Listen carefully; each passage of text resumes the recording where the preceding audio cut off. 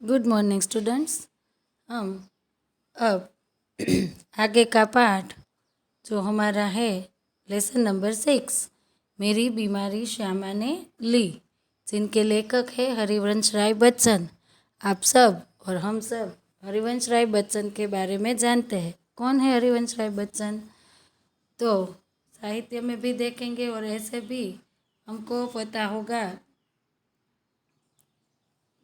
तो हिंदी साहित्य में हरिवंश राय बच्चन का नाम उनकी एकमात्र कृति से अमर हो गया।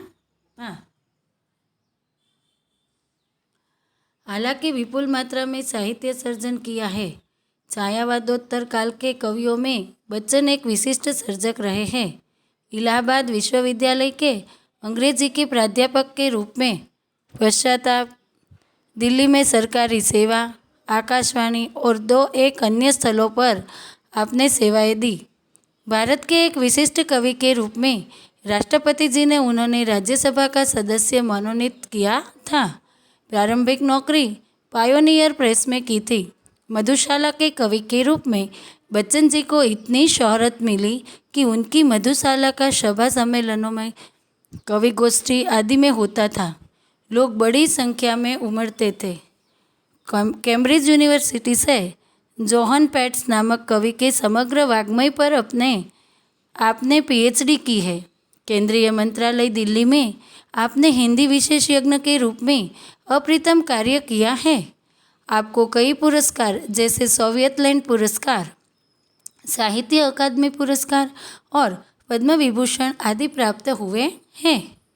तीर पर कैसे रुकूं मैं आज, लहरों का निमंत्रण और इस पार प्रिय तुम हो, मधु है उस पार न जाने क्या होगा, जैसी काव्य पंक्तियाँ आज भी लोगों की जबान पर है। मधुशाला, निशा, निमंत्रण, सप्तरंगिनी,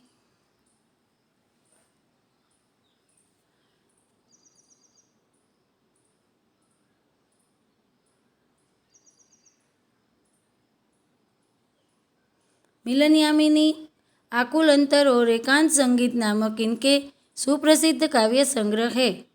तो क्या भूलूं क्या याद करूं, नीर का निर्माण, फिर बसेरे से दूर और 10 द्वार से सोपान तक शीर्षक के 4 खंडों में लिखी आपकी आत्मकथा है। यहाँ मेरी बीमारी श्यामा ने ली आत्मकथांश है। जो क्या लिखूं क्या भूलूं क्या याद करूं में से लिया गया है। विद्यार्थी मित्र, हमें यहाँ अंडरलाइन करना है, में से लिया गया है, ठीक है। बच्चन जी की प्रथम पत्नी का नाम श्यामा था, जो सही अर्थ में एक आदर्श जीवन संगिनी थी। श्यामा की बीमारी उसकी खुद की न होकर बच्चन जी की थी, जो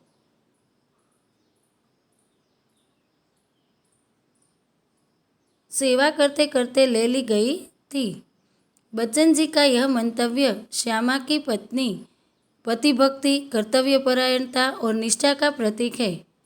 प्रस्तुत आत्मकथांश में श्यामा की बीमारी का दर्दनाक और कारुण्य सभर निरूपण मिलता है, तो दूसरी ओर कवि की भावुकता और संवेदनशीलता का प्रकटीकरण मिलता है।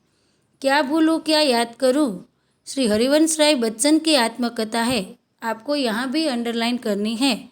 फिर से हिंदी के इस सुप्रसिद्ध कवि ने अपने संस्मरण में बड़ी ही रोचक ढंग से आलेखित किए हैं। कवि अपने जीवन की घटनाओं के साथ उस युग का चित्र भी देता है। प्रस्तुत अंश क्या भूलूं क्या याद करूं से लिया गया है। आपको तीसरी बार यहाँ भी अंडरलाइन करनी है।